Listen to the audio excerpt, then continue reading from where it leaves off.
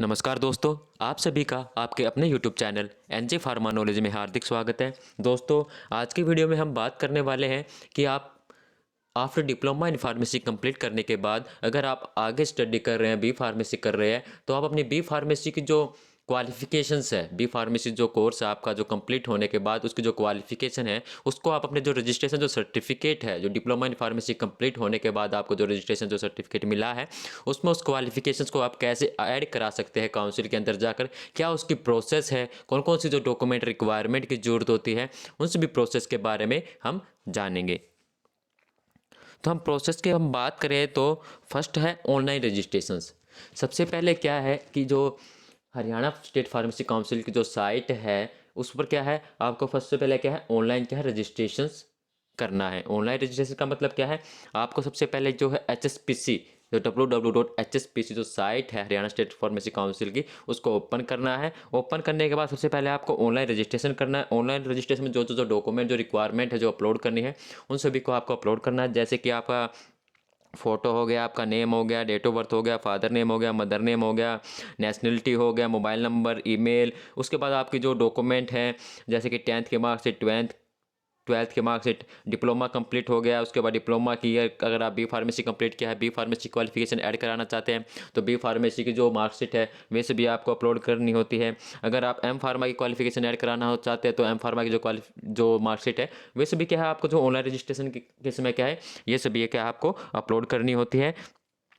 उसके बाद क्या है आपका जो एप्लीकेशन फॉर्म जो है फिलअप होने के बाद उस पर क्या है आपके बाद आपको क्या फ़ीस पेमेंट करनी पड़ती है। 1000 जो रुपीज़ है वो क्या इसकी फ़ीस होती है। क्वालिफिकेशन जब हम ऐड कराते हैं उसका जो चार्ज होता है 1000 रुपीज़ जो है वो पेमेंट करनी होती है। वो पेमेंट करने के बाद उसके बाद क्या है आपका जो एप्लीकेशन फॉर्म फिलअप होने के बाद और उसका जो पेमेंट कंप्लीट होने के बाद आपको वहाँ पर क्या है जो कैफ़े पर से क्या आपको क्या है एक तो ऑनलाइन जो एप्लीकेशन फॉर्म जो फिल किया उसका प्रिंट आउट लेना होता है। उसके साथ में क्या है आपको एक ब्लैक बैंक जो चालान की जो अपने किया है उसकी क्या है एक रिसिप्ट भी क्या है आपको साथ में लेनी है। और उसके साथ में आपको क्या है एफिडेविट भी क्या है आपको निकलवाना है जो HSPC की जो साइट पर मिल जाता है। जो क्वालिफिकेशन ऐड करने के लिए जो हमें एफिडेविट देना होता है जिस पर कि जो फर्स्ट क्लास मैजिस्ट्रेट और जो नोटेटरी जो पब्लिक है उसकी क्या है जो साइन होते हैं और उनके जो स्टैम्प पेपर है उस स्टैम्प हमें क्या है 10 रुपये की उस एफिडेविट पर लगानी होती है। ऑनलाइन रजिस्ट्रेशन होने के बाद आपके पास अब जैसे एप्लीकेशन फॉर्म हो गया, आपका बैंक चलान आ गया, आपने एफिडेविट निकाल लिया। उसके बाद आपका क्या एक फ़ाइल क्या है रेडी करनी होती है। फाइल लेकर उसमें कौन कौन से जो डॉक्यूमेंट है आपको लगाने होते हैं जो काउंसिल्स के अंदर आपको ले जाने होते हैं वहाँ पर वेरिफिकेशंस के लिए।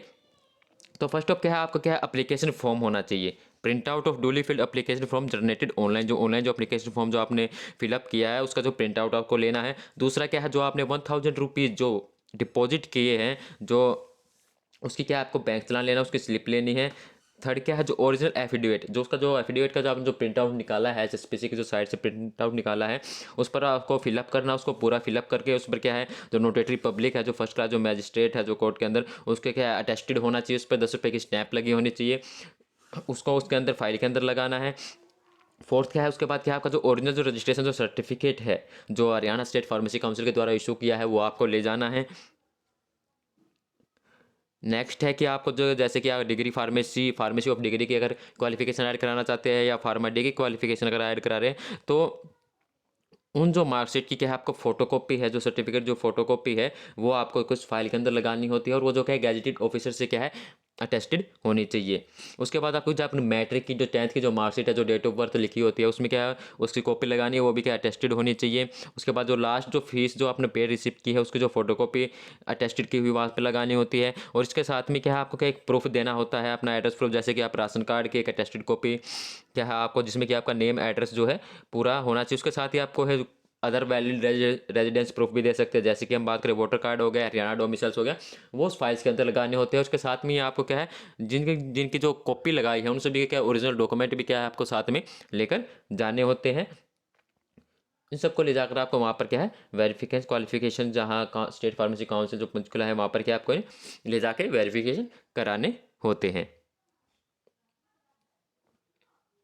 अब हम बात करते हैं एफिडेविट की। जो एफिडेविट लिया है आपने जो HSBC की जो साइट पर डाउनलोड किया जिस पर कि आपको 10 रुपये की स्टैंप और जो फर्स्ट क्लास जो मैजिस्ट्रेट है उससे जो है अटेस्टेड करवाना है उसको कैसे क्या फिलअप करना है क्या क्या उसमें डॉक्यूमेंट क्या फिलअप करना होता है।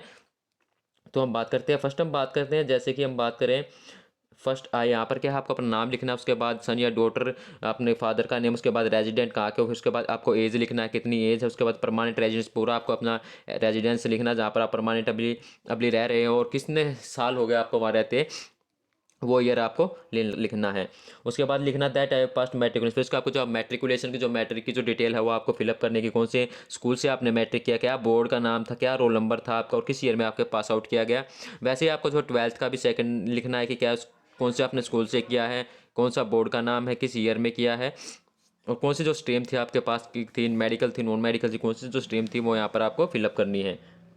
उसके बाद आपको जो डिप्लोमा से संबंधित जानकारी भी इसमें देनी है कि आपने डिप्लोमा इन फार्मेसी कौन से कॉलेज से या कौन से इंस्टीट्यूट से किया है या किस बोर्ड से किया है और क्या आपका प्रमाण रोल नंबर था, किस ईयर में आपने पास किया। उसके बाद वैसे ही जैसे आपने डिग्री किया तो डिग्री की क्वालिफिकेशन जो उसमें लिखनी होती है। उसके बाद एम फार्मा की तो एम फार्मा की, पीएचडी किया तो पीएचडी की जो कुछ भी क्वालिफिकेशन क्या है ऐसे फिलअप करनी होती है। उसके बाद आपको डिप्लोमा इन फार्मेसी के टाइम पर जो आपको रजिस्ट्रेशन सर्टिफिकेट मिला या बैचलर डायरेक्ट आपने बैचलर के बाद जो रजिस्ट्रेशन सर्टिफिकेट मिला, तो उसी के जो है क्वालिफिकेशन क्या है, इसमें जो रजिस्ट्रेशन सर्टिफिकेट की क्या आईडी जो आपको फिलअप करनी होती है यहाँ पर, जैसे लिखा हुआ दैट आज previously registered with Haryana state pharma council, registration number, यहाँ पर आपको जो रजिस्ट्रेशन सर्टिफिकेट मिला उसका जो रजिस्ट्रेशन नंबर है वो यहाँ पर लिखना होता है।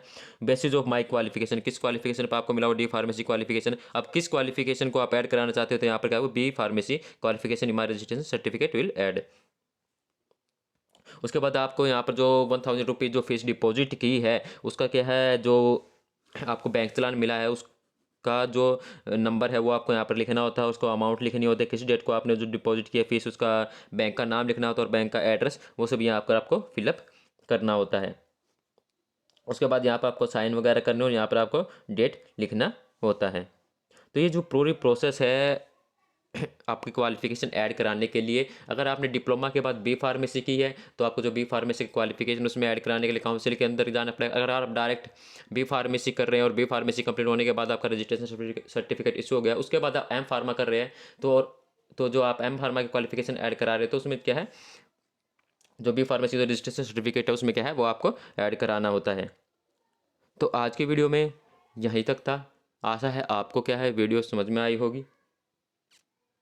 धन्यवाद दोस्तों।